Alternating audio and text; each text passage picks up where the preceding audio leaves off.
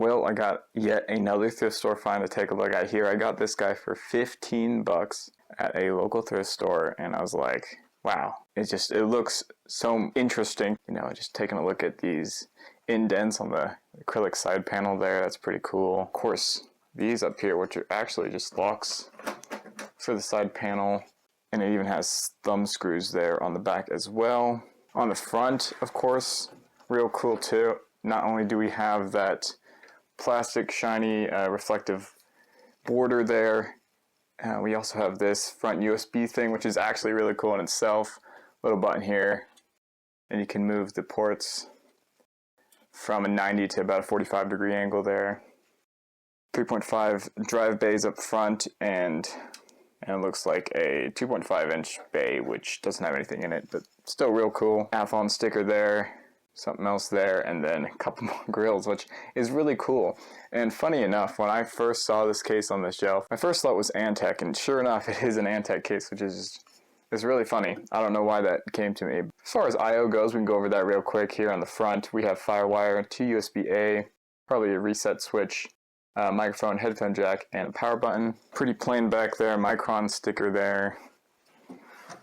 And then on the back here, we have our power supply. Of course, we have PS2. Then we have digital audio, a lot of USB-A, RJ45, and then our regular audio jacks. And we have a graphics card here, a DVI graphics card, which is going to be interesting. And of course, we have a serial expansion and another PS2 expansion as well. Really cool, just looking case really is the thing that mostly caught my eye, but it is a cool looking computer too. And it seems to be all there, all the parts that we need to, I don't know, have a working computer seem to be all be there, except for a hard drive. I did notice there was no hard drive, but of course I can supply one, so it's not that big of an issue. I also did notice this bag of goodies in there, so let's take a look at what we got in there as well.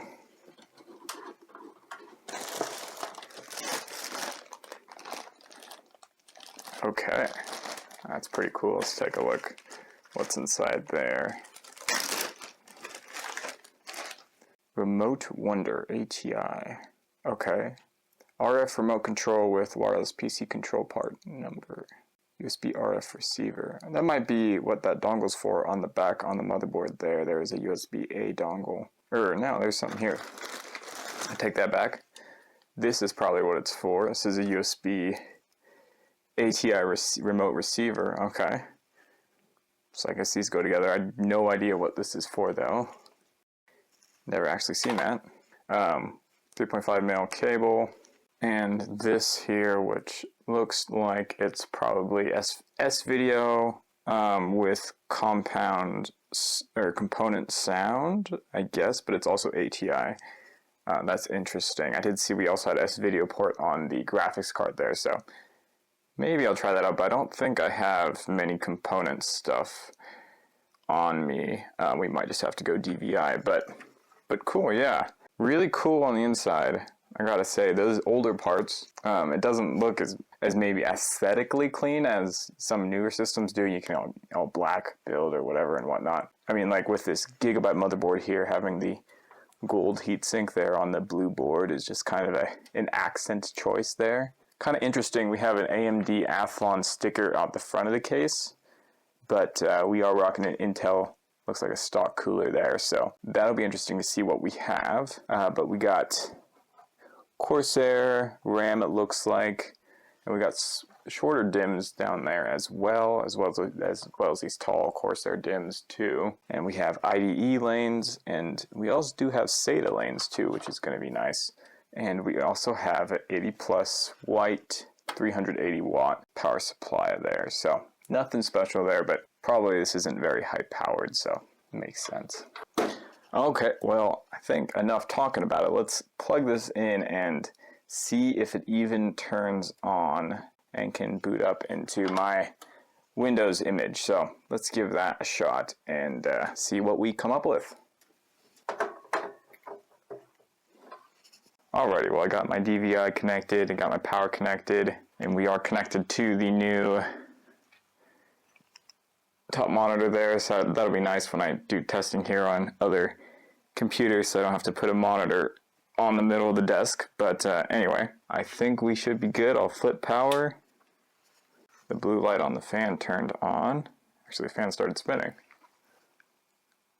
Interesting. Let's take a look. What happens when I hit power?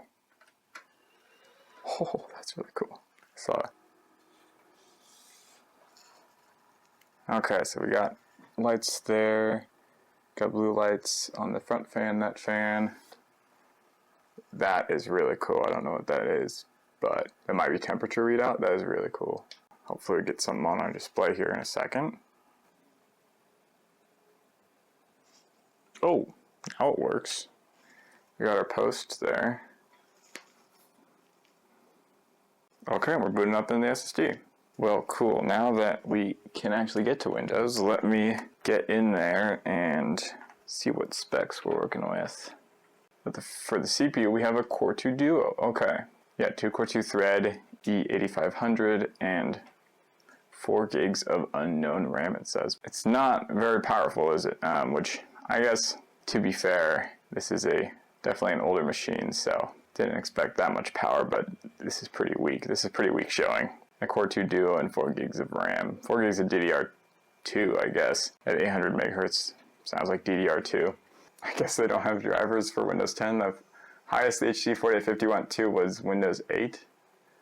Okay, well, let's try Windows 8 then.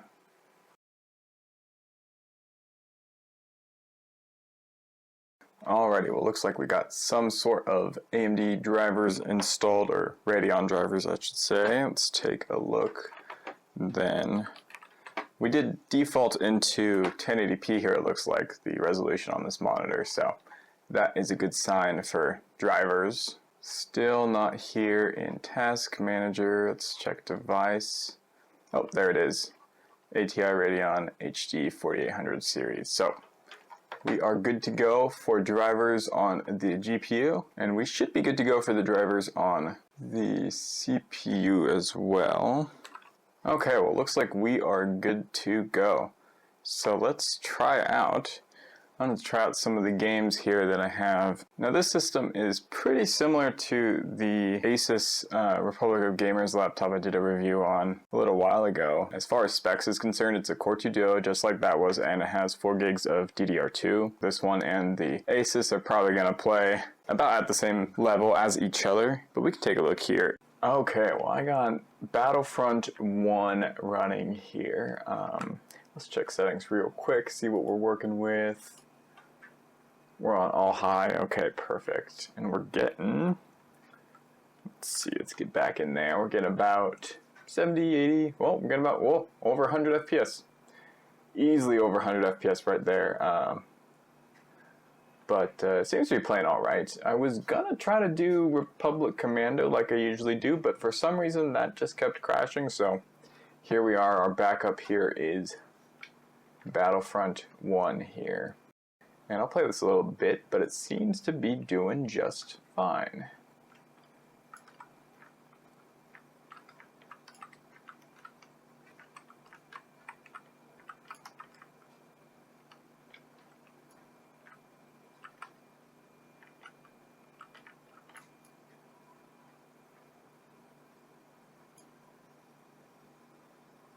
Yeah, over 200 there. I think this is performing better than the Asus G60V.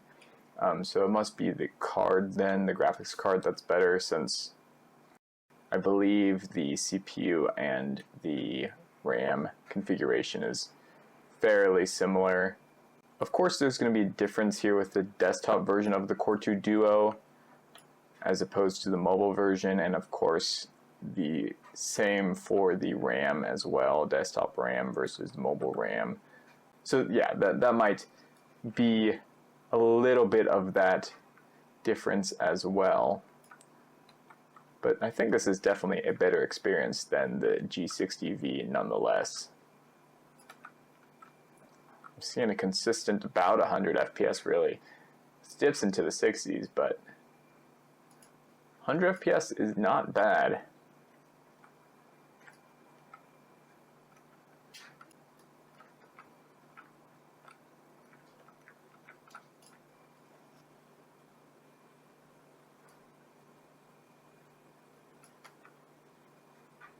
Oh, cool. I think that ran pretty well. Let's take a look at another game.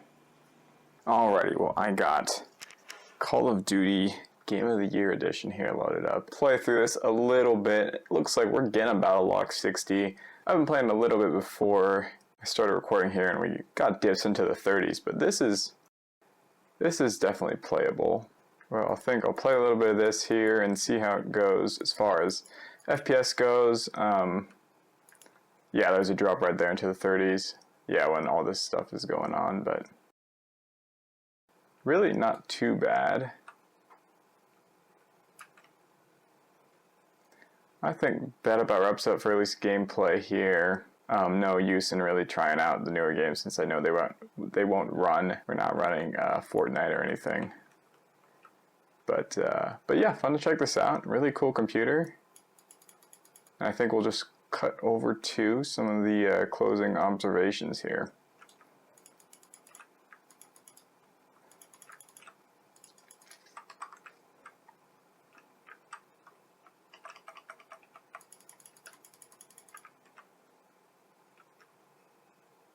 Well, yeah, to wrap this video up then, I gotta say this is a pretty interesting machine.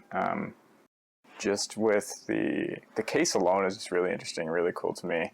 That digital display up there is also really cool, even though it doesn't do a whole bunch. I did confirm though that is a readout for thermals. There are a couple thermal headers that apparently run that you can access and put where you'd like to read thermals, which is really cool. I did read up a little bit. This is the Antec P160 case, so that's the spec of that. Always a blast check out this older hardware, even though this is not really a powerhouse machine here with Core 2 Duo and 4 gigs of DDR2, which is, yeah, we've come so far. But yeah, it is fun taking a look at these and just seeing how they do stuff today, and of course how they run the games of their times, which makes more sense. But yeah, that about wraps it up for today's video. Make sure to like and subscribe, and comment down below if you pick something like this up. It is kind of bulky though. It is bigger than my other computer there, so I don't know where exactly I'm going to put this. If maybe I can do some kind of retro build in there sometimes. It does look like a regular ATX standoff. Yeah, maybe someday I will do that. This is a really cool case again, so I'd like to use it for something rather than just getting rid of it, but I can't keep all this stuff around. It just takes up too much space. Anyway, enough talking here. I will end it for today's video. Thanks for watching, and I will catch you in the next one.